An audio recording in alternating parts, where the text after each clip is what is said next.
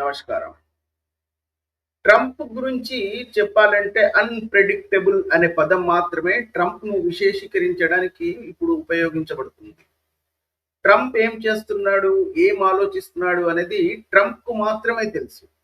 Trump చెప్పినట్టు అమెరికాలో Trump యొక్క అభిమానులు పెరుగుతున్నారు అని చెప్పడం అంత సరైనది కాకపోవచ్చు గానీ, ట్రంప్ యొక్క అభిమానులు తగ్గడం లేదు అని చెప్పవచ్చు బహుశా.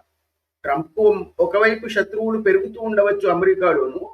ఎందుకంటే సహజ సిద్ధంగా అమెరికా యొక్క ప్రజానీకం ట్రంప్ చేస్తున్నటువంటి పనులు గాని, అతను ఇచ్చినటువంటి నినాదం గాని, మేక్ అమెరికా గ్రేట్ అగైన్ అన్న గా గెలిచినటువంటి ట్రంప్ ఆ దారిలో ప్రయత్నిస్తూ ఉన్నాడు అని చెప్పవచ్చు. ఎందుకంటే అమెరికా ప్రజలకు సంబంధించినంత వరకు ట్రంప్ బలహీనమైనటువంటి దేశాలపై ఆక్రమించడం, వాళ్ళ యొక్క ప్రకృతివాదకాన్ని కానీ సహజ వనరులను కానీ దోచుకోవడానికి ప్రయత్నించడం అమెరికా ప్రజలకు లాభదాయకమే అని చాలా మంది ఆలోచిస్తూ ఉండవచ్చు. అందుకే వాళ్ళు అభిమానులు తగ్గకుండా ఉన్నారు అమెరికాలో.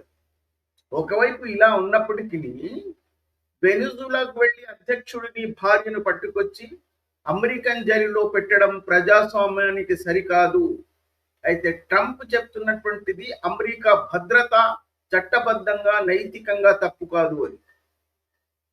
కానీ అమెరికా భద్రతను దృష్టిలో ఉంచుకుంటే అది తప్పు కాదు అని ట్రంప్ అంటున్నప్పటికీ దాని కొనసాగింపుగానే ఇప్పుడు ట్రంప్ ఇరాన్కు వ్యతిరేకంగా మారాడు. ఒక్కసారి మనం ఆలోచిస్తే ఇరాన్లో అంతర్గత సమస్యలు ఉన్నాయి. అక్కడ ప్రజల హక్కులను, స్వేచ్ఛను, స్వాతంత్రాన్ని మొత్తం ఆ ఇస్లామిక తీవ్రవాద ప్రభుత్వం అణిచివేసింది. అది వాస్తవం అయినప్పటికీ ట్రంప్ను అది ఎలా ప్రభావితం చేస్తుంది? అమెరికాకు అందులో ఏం ఆసక్తి? ఇరాన్లో ప్రజలు సమ్మె చేయడం, నిరసనలు తెలపడం, ప్రభుత్వాన్ని కూల్చడానికి ప్రయత్నించడం, ఏం కావాలంటే అది చెయ్యనివ్వండి వాళ్ళకి అని అనుకుంటే సరిపోదా అమెరికాకు? కానీ ట్రంప్ అంటున్నది అలా కాదు. ప్రపంచంలో ఉగ్రవాద కార్యకలాపాలకు కేంద్ర బిందువు ఇరాన్. ఈ ఇరాన్లో ప్రజలు ప్రభుత్వానికి వ్యతిరేకంగా రంగంలోకి వచ్చినప్పుడు ఆ ప్రభుత్వాన్ని కూల్చివేయవలసిన బాధ్యత అమెరికాకు ఉంది అంటున్నాడు. అంటే నేను లోక పోలీస్ని, ప్రపంచంలో ఎక్కడ ఎలాంటి ప్రభుత్వానికి సంబంధించినటువంటి సమ్మెలు జరిగినా నేను రంగంలోకి దిగుతాను అని ట్రంప్ యొక్క వాదన. ఆ ప్రభుత్వాన్ని కూల్చివేయవలసిన బాధ్యత అమెరికాకు ఉంది అంటున్నాడు. ప్రపంచం కోసం చేస్తున్నది అదే చేస్తాను, ఏ క్షణమైనా ఇరాన్ పై దాడి జరగవచ్చు అనే సూచన స్పష్టంగా బయటకు వస్తుంది. స్కాటిష్ తీరం గుండా వెళ్ళినటువంటి ఒక రష్యన్ నౌకను, కెరేబియన్ సముద్రం గుండా వెళ్ళినటువంటి ఒక రష్యన్ నౌకను అమెరికా బలవంతంగా స్వాధీనం చేసుకుంది. సహజంగానే రష్యా ప్రతీకరిస్తుంది, తిరిగి కొడుతుంది అని ప్రపంచం ఆశించింది. కానీ పుతిన్ ఇప్పటి వరకు స్పందించలేదు. అదే అమెరికా సర్వాధిపత్యం అని చాలా మంది వ్యాఖ్యానిస్తున్నారు. పుతిన్ స్పందించకపోవచ్చు. పుతిన్ యొక్క ఆలోచనలు వేరే విధంగా ఉండవచ్చు, లేదా పుతిన్ స్పందించడానికి సమయం అవ్వలేదని భావిస్తున్నటువంటి వాళ్ళు చాలా మంది ఉన్నారు. కానీ ఇదే అమెరికా యొక్క సర్వాధిపత్యం అని వ్యాఖ్యానించే వాళ్ళు ఉన్నారు. సర్వాధిపత్యాన్ని నిలబెట్టుకుంది అమెరికా అని చెప్పవచ్చా లేదా అన్నది వేరే విషయం. ఈ విధంగానే నిరూపిస్తేనే అమెరికా పోటీ ప్రపంచంలో, ఇప్పుడు ఎందుకంటే ప్రపంచంలో పోటీ ప్రపంచం పెరిగిపోయింది, ఈ విధంగా చేస్తే తప్ప, ప్రవర్తిస్తే తప్ప అమెరికా గ్రేట్ అగైన్ అన్న నానుడికి సార్థకం చేకూరదు అని బహుశా ట్రంప్ భావిస్తూ ఉండవచ్చు. అయితే నిన్న చాలా విచిత్రమైనటువంటి ఒక ఉత్తర్వును ట్రంప్ వెలువడించాడు. ప్రపంచంలోని 75 దేశాల వీసా ప్రాసెస్ నిలిపివేయడానికి అమెరికన్ కాన్సులేట్లకు మరియు రాయబార కార్యాలయాలకు ఆదేశాలు వెళ్ళాయి. మనకు తెలుసు ప్రపంచంలో దాదాపు 200 కంటే తక్కువ దేశాలు మాత్రమే ఉన్నాయి.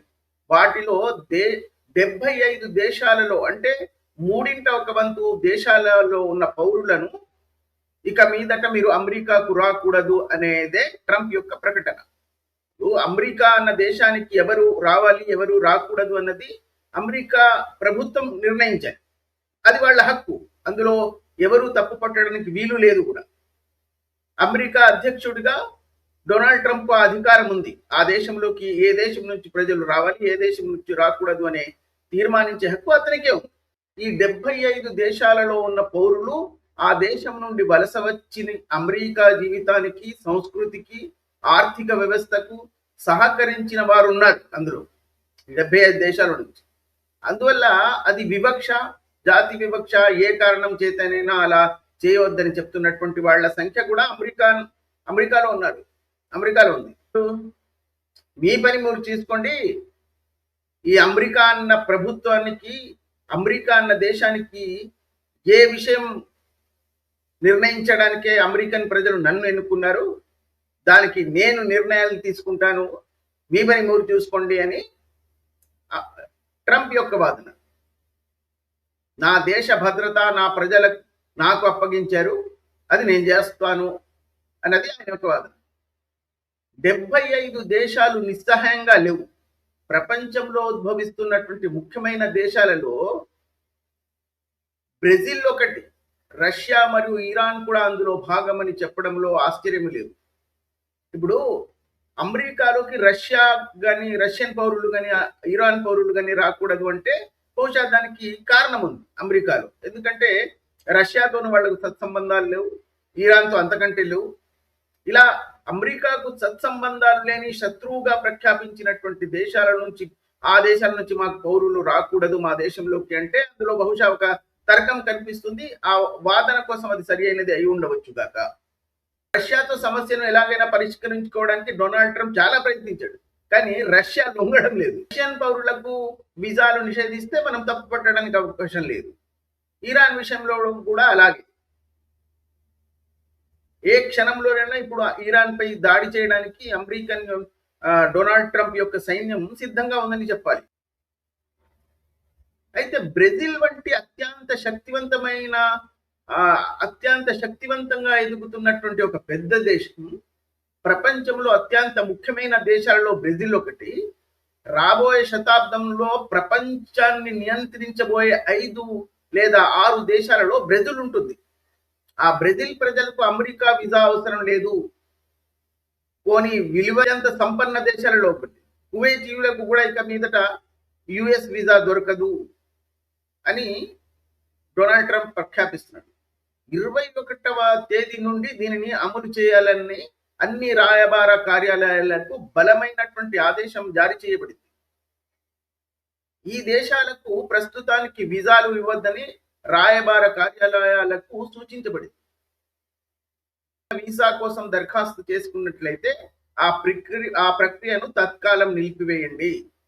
తర్వాత స్పష్టమైన ఆదేశాలు వచ్చే వరకు మీరు ఆ వీసాలను ఇవ్వకూడదు అని ఆదేశాలు జారీ చేశారు. తర్వాత కూడా చాలా స్క్రీనింగ్ తర్వాత ఆంగ్ల భాష, ఆర్థిక స్థితి, వయసు, ఆరోగ్యం మొదలైనటువంటి అన్నిటిని పరిగణలోకి తీసుకున్న తర్వాత మాత్రమే వారికి వీసా అనుమతి ఇవ్వాలి అన్నది కూడా బహుశా సూచించవచ్చు. దీని అర్థం అమెరికా, కువైట్, బ్రెజిల్, ఇరాన్ మరియు రష్యాతో సహా ప్రపంచంలోని చాలా దేశాలతో తన స్నేహాన్ని వదులుకుంటుంది అమెరికా. అది సముచితమా అని ఆలోచిస్తే చాలా మంది బహుశా దాంతో అమెరికన్లు ఏకీభవించకపోవచ్చు. కానీ ఆశ్చర్యకరమైనటువంటి విషయం ఏమిటంటే, నా దృష్టిలో ఈ జాబితాలో అత్యంత ఆసక్తికరమైనటువంటి విషయం పాకిస్తాన్ పేరు ఉండడం. ఈ 75 దేశాల నుంచి ఏదైతే అమెరికా డొనాల్డ్ ట్రంప్ ఇప్పుడు ఆ పౌరులు అమెరికాలోకి రాకూడదు అని నిషేధించినటువంటి ఆ రాజ్యాల పట్టికలో ఆ పాకిస్తాన్ దేశం పేరు కూడా ఉంది. నిజానికి అది మనకు నవ్వు తెప్పిస్తుంది. భారతదేశాన్ని అవమానించడానికి, కించపరచడానికి మరియు ఇబ్బంది పెట్టడానికి పాకిస్తాన్తో ట్రంప్ జతకట్టాడు, మనకు తెలుసు. ఆ తర్వాత వారు తరచూ పాకిస్తాన్ సైన్యం గురించి గొప్పలు చెప్పుకుంటూ ఉంటారు. మేధావి, అక్కడ ఉన్నటువంటి సైన్యం యొక్క మేధావి అయినటువంటి అసీం మునీర్ అప్పుడప్పుడు ట్రంప్ వంటగదిలోకి వెళ్ళి భోజనం చేసి వస్తూ ఉంటాడు. ట్రంప్ పక్కన కూర్చోబెట్టుకుని మాట్లాడుతూ ఉంటాడు. అలా అసీం మునీర్తో మోదీని కలిపేందుకు ఒక ప్రయత్నం కూడా ట్రంప్ ఒకప్పుడు చేశాడు. కానీ మోదీ గారు అవరలో పడలేదు, ఆయన తప్పించుకున్నారు. అలా అమెరికా పాకిస్తాన్ను అత్యంత సన్నిహితంగా స్నేహితునిగా చూసుకుంటూ వచ్చింది. భారత్కు మేము ఎలాగైనా సరే అవమానపరచడానికో లేదా భారత్ పై కత్తులు రువ్వడానికో ఇలా పాకిస్తాన్ అన్న దేశాన్ని కానీ అక్కడ ఉన్నటువంటి సైనిక అధికారులను కానీ డొనాల్డ్ ట్రంప్ లాలించాడు అని ప్రపంచంలో అందరికీ తెలుసు. కానీ ఇప్పుడు చూసారా, మేము చెప్పినట్టు ప్రపంచం పోకడ ఎలా వెళ్తుందో. అమెరికాతో ఐకమత్యం ప్రకటిస్తూ పాకిస్తాన్ సౌదీ టర్కీలతో కలిసి కూడా ఒక సైనిక సహకార కూటమిని కూడా ఏర్పాటు చేసుకుంది. అలాగే మేము భారతదేశం పైన ఉన్నామని చెప్పడానికి మమ్మల్ని అమెరికా రక్షిస్తుంది. ఏమీ లేనటువంటి ఈ అసీం మునీర్ ప్రేలాపన చేస్తూ ఉంటాడు. భారతదేశంతో మేము యుద్ధం చేస్తాం, మాకు సైనిక పరంగా ఆయుధాల పరంగా అమెరికా రక్షిస్తుంది, ఆర్థిక పరంగా సౌదీ అరేబియా రక్షిస్తుందని చాలా వాదనలు చేస్తూ ఉంటాడు. అలానే విర్రవీగుతూ ఉంటాడు అసీం మునీర్. అలాంటి డొనాల్డ్ ట్రంప్ ఏదైతే పాకిస్తాన్ తన ఒడిలో కూర్చుండబెట్టుకున్నటువంటి ట్రంప్ మరి అక్కడి పౌరులు మా దేశానికి రాకూడదు, అసీం మునీర్ని మేము మా వంటగదులకి తీసుకెళ్లి బిర్యానీ కూడా పెడతాం, పంది మాంసం కూడా కావాలనుకుంటే మేము తినిపిస్తాం, కానీ పాకిస్తానీయులారా మీరు రావద్దు మా దేశానికి, మా దేశంలోకి వస్తే మీరు ఎలా ప్రవర్తిస్తారు మాకు తెలుసు కాబట్టి మిమ్మల్ని మేము రానివ్వమని ఖరాఖండిగా డొనాల్డ్ ట్రంప్ చెప్పేస్తాడు. కావాలనుకుంటే మీ షహబాజ్ షరీఫ్నో అసీం మునీర్ మా వంటగదిలో కూడా రావచ్చు, కానీ మిమ్మల్ని ఎవరిని కూడా మా దేశ సరిహద్దులు కూడా మేము రానివ్వమని ముఖం చూసి స్పష్టంగా డొనాల్డ్ ట్రంప్ చెప్పేశాడు. అంటే పాకిస్తాన్ పౌరులకు సిగ్గు లజ్జ ఉంటే అసీం మునీర్కి ఎదురు తిరగలాడు. కానీ మదర్సా మూర్ఖులు కాబట్టి అలాంటివి ఏమి వాళ్ళకు ఉండదు. అమెరికాకు భారతదేశంతో పెద్ద విభేదాలు ఉన్నాయి. భారతదేశానికి రెండు బెదిరింపులు లాంటివి కూడా చేశాడు. ఒకటి, రష్యాతో మనం వ్యవహారాలు వ్యాపార సంబంధాలు తెంచుకోవాలని బెదిరించడానికి చూశాడు. భారతదేశం దానికి లొంగదు అని ప్రపంచానికి అందరికీ ఇప్పుడు తెలిసిపోయింది. ఒకప్పటి భారతదేశం కాదు ఇదని. చాలా ప్రయత్నాలు చేశాడు. అందులో బహుశా డొనాల్డ్ ట్రంప్కి అది దెబ్బ తాకింది.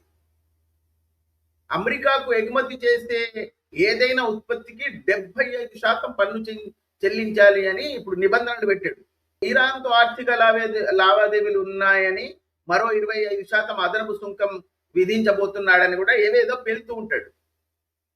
అంటే ప్రస్తుతం ట్రంప్ 25%తో పాటు ఈ 25% కలిపితే భారతదేశంలో ఏదైనా ఉత్పత్తిని అమెరికాకు ఎగుమతి చేయాలంటే దాదాపు 75% పన్ను చెల్లించాల్సి ఉంటుంది అదనంగా. ట్రంప్ ముఖ్యంగా భారతదేశంపై కానీ మోదీ గారిపై కానీ ఇంత కోపం పెంచుకోవడానికి ముఖ్యమైనటువంటి కారణం ఏమిటంటే జన్యుపరంగా మార్పు చేసినటువంటి మొక్కజొన్న మరియు సోయాబీన్ వంటివి అమెరికా నుంచి మాకు అవసరం లేకపోయినా కూడా భారతదేశం కొనుక్కోవాలి మా దగ్గర, దానికి డబ్బులు మాకు ఇవ్వాలి అన్నది ట్రంప్ యొక్క వాదన. దానికి మోదీ గారు కానీ భారత ప్రభుత్వం కానీ లొంగలేదు. మాకు అవసరం లేదు, వచ్చి పో అని చెప్పేశారు. అవసరం లేని వస్తువులు మేము ఎప్పుడు కొనం, మా దగ్గర బొచ్చుడు మొక్కజొన్న ఉంది, మాకెందుకు నీకు, అది కూడా జన్యుపరంగా మార్పు చేసినటువంటిది, ఆరోగ్యానికి చాలా హానికరమైనటువంటిది. అందుకే భారతదేశం దాన్ని లొంగకుండా అయితే నిశ్శబ్దంగా యుద్ధం చేస్తుంది భారతదేశం. మనం ఎప్పుడు కూడా బహిరంగంగా వాదోపవాదాలు చేసుకుంటూ గీర్వాణంతో పోరాటం చేసే పద్ధతులు మన దగ్గర భారతదేశానికి లేవు. అది ఇజ్రాయిల్ లాగానే, ఇజ్రాయిల్ కూడా ఎప్పుడు కూడా మేము ఇది చేస్తాం అది చేస్తామని పోకడలు చెప్పు, అది అమెరికా ముఖ్యంగా డొనాల్డ్ ట్రంప్ చెప్తూ ఉంటాడు. కానీ ఇజ్రాయిల్ అన్న దేశం ఎప్పుడు కూడా ఏం చేస్తుందో ఎవరికి తెలీదు, చేసిన తర్వాత కూడా అది మేమే చేస్తామని అంగీకరించదు. భారతదేశం అలాగే నిశ్శబ్దంగానే చేస్తుంది, ఏం చేయాలో మేము చేస్తూ ఉంటాం. అది డొనాల్డ్ ట్రంప్ ఇప్పుడు బాగా అర్థమైంది. ఈ పట్టిక, ఈ 75 దేశాల్లో దేశ ఈ 75 దేశాల పట్టిక ఏదైతే డొనాల్డ్ ట్రంప్ ఆ, వాళ్ళ రాయబార కార్యాలయాలకు పంపించాడో అందులో నవ్వు తెప్పించేది ఒకటి పాకిస్తాన్. ఎందుకంటే చంకలో పెట్టించుకొని ఆ పౌరులు మాత్రం మా దేశానికి రావద్దు అని.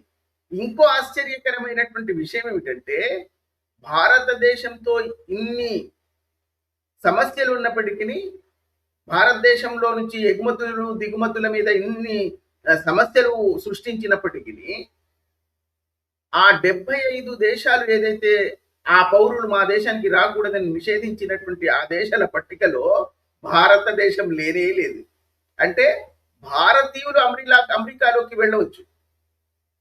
అది ఎందుకు అంటే ఈ పాకిస్తాన్ లాంటి మదర్సా మూర్ఖులకు అర్థం కానిది ఏమిటంటే భారతీయులు లేకుండా అమెరికా అన్న ప్రభుత్వమే నడవదు. సాంకేతిక నిపుణులందరూ కూడా అక్కడ ఉన్నటువంటి సాంకేతిక నిపుణులందరూ భారతీయులు. వాళ్ళు లేకుండా అక్కడ బ్యాంకింగ్ కుప్ప కూలిపోతుంది, అక్కడ ఐటీ రంగం కుప్ప కూలిపోతుంది, ఏ ఒక్క కంపెనీ కూడా నడవదు. అది డొనాల్డ్ ట్రంప్ బాగా తెలుసు. పాకిస్తాన్ ఒడిలో కూర్చుండబెట్టుకొని వాళ్ళను లాలిస్తున్నటువంటి డొనాల్డ్ ట్రంప్ అక్కడి పౌరులను నిషేధించాడు. భారతదేశంతో ఇన్ని సమస్యలు సృష్టించి భారతదేశాన్ని ఇబ్బందిలో పెట్టడానికి చూస్తున్నటువంటి డొనాల్డ్ ట్రంప్ భారతీయ పౌరులకు మాత్రమే అక్కడ నిషేధించలేదు. ఎందుకంటే భారతీయులు లేకుండా అమెరికా అన్న ప్రభుత్వం కానీ దేశం కానీ నడవదని డొనాల్డ్ ట్రంప్ బాగా తెలిసి అర్థమైంది. కాబట్టి ఈ పట్టికలో ఇంకో ఆశ్చర్యకరమైన విషయం, భారతదేశానికి ఇబ్బందులు పెట్టడానికి భారతదేశంలో కలహాలు సృష్టించడానికి ఇలాంటి సమస్యలు సృష్టించడానికి బంగ్లాదేశ్ ని కూడా లాభించాడు. అక్కడ కూడా తన యొక్క ఆ ఆధీనంలో ఉన్నటువంటి మొహమ్మద్ యూనుస్ ని అక్కడ కూర్చుండబెట్టాడు. భారతదేశానికి సమస్యలు సృష్టించడానికి అక్కడ ఉన్నటువంటి హిందువులపై అరాచకలు సృష్టించబడుతున్నాయి. అది అమెరికా హస్తం దాని వెనకాల ఉండవచ్చు. కానీ అలాంటి బంగ్లాదేశ్ ను కూడా ఆ పౌరుడు మా దేశానికి రావద్దు అంటున్నాడు. ఆ లిస్ట్ లో ఆశ్చర్యకరమైనటువంటి విషయం, ఒకవైపు పాకిస్తాన్ ఉంది, ఆఫ్ఘనిస్తాన్ ఉంది, బంగ్లాదేశ్ కూడా ఉంది.